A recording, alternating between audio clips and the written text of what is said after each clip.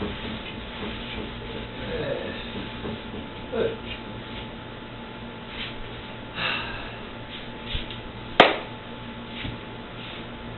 that plaguing the growth of trade and trade men in Trinidad and Tobago. One of the things that is hampering the growth of a trade man, there are too many people, right? Too many people who have no knowledge of trade, how it's built, how it's done, but they have a direct hand in the costing of someone else's labor. That is something that has been plaguing trade for a very long time, because I mean, too much people trying to capitalize on the fellow who has a skill, because you know, lots of these people, they go out and they see a man has a skill and they say, yes, alright, we can work together. No problem with working together, but I am the man who is down here in the dust. I am the man who is taking the fumes. I am the man who is actually creating the piece of furniture to bring forth your idea, right? Not to say that I don't have ideas that I can create in that same time for myself, you know. But you know, you said, well, you want to get me to create something for you, make something that you can't get in a store, whether it be high end or low end, so I take up the job for me. When I'm finished with building and creating this piece of furniture, I give you a costing. Most of the time, you know, and a tradesman gives somebody a costing, whether it be welding, mechanics, anything, right? There's always somebody who says that that is too much money for this piece of. You have to remember, you cannot build it. That's why you came to me to build it. I am not the one who is dictating the price, the cost, or tradesman is not dictating the cost of somebody who is in the medical field or who is in another field or whatever field it is. But somebody else out there is always dictating how much somebody should be paid, and then the man who is actually building the furniture, he at the end gets the least.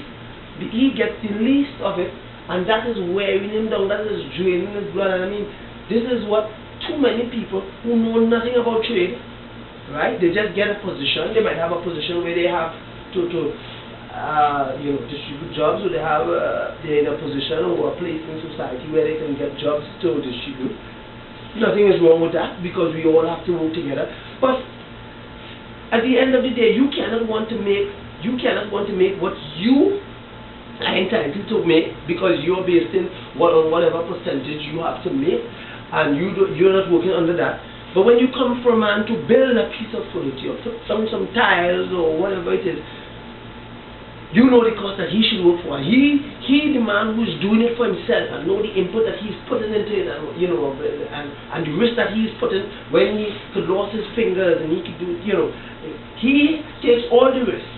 But at the end of the day, he comes and he presents you with a cost, and he says, this is how much it's going to cost. So you start up and say, oh no, that is too much.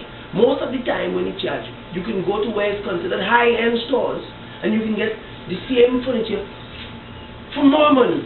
And if he was not there, and you didn't have knowledge of him, and you know, and access to him to build it, you would go there and you'd buy it, and you would not ask for a discount.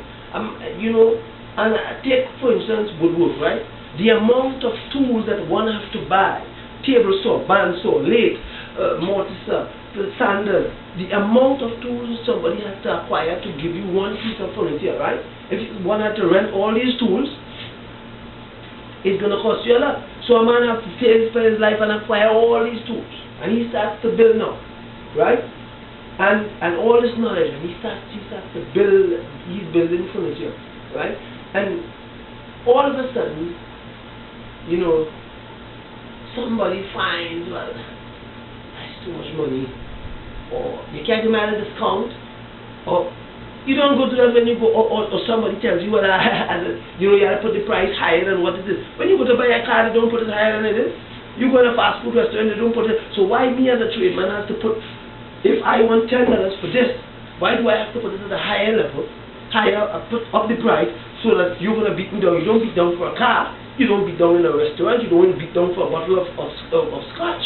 But when it comes to me, and what I have to do, you know, I have to do that. Because people have no respect. When I say respect, they try to see tradesmen as nothing. And these are the things that is plaguing the trade industry. Because after the fella gets for so many years he's been doing this with somebody. The only person who is giving him the job is being recognized, and the person who is giving him the job, that person for themselves, you know what they are doing? They are trying to put in his mind, and we are the only people, if you know, we can get work for you all the time because of the lack of knowledge that he has about advertising himself. So he is doing good work, and he is always getting the end of it. You know, sometimes I wonder, how does this work? This is not helping anybody. These people don't help anybody. They capitalize on people. I know. You understand? And they want to make you solely dependent. That's why I tell most of the tradesmen who and young fellas, this is the social media where we are on here. We are on the social media. We are in contact with people from different parts of the world. If I do the social media, I can be in contact with some of these workshops from other parts of the world. We share knowledge. What you need to do is get yourself on the social media. You get yourself on the social media and advertise. So like when you make something like this, maybe, you know, you make something, if you have 2 of these and you can make your own design, something that is yours, and you put it up there. There are people out there who's willing to pay good money for things, but one of the things is that they don't know where you are. They don't know, because, I mean, the amount of work we have got since we've been on the social media, and I'm saying this with no apology, all the years I have worked with all kinds of people who have been telling me, and I'm using myself as an example for the people who's listening to this as traders, who's been telling me, oh, we're going to do this for you, they're doing it for themselves, because they think of themselves first. I have no apologies for saying that. I have been a victim for that for plenty of years. It's just that I started young. What happens when these people who promise you all these glorious things decide, get up one morning and say they're going to get out of business, and then go and do this again? Where does that leave the tradesman? To go for somebody else to exploit him? Or for him to get wary because nobody knows of him, because they only know of the person who was given and they didn't know of the person who's been doing the work. So no, what is left for him at the end of it all? You know, people never think about these things. They just never think about these things. They think of themselves. And that has been plaguing trade in Trinidad and Tobago. There is not a standard where a tradesman works for a certain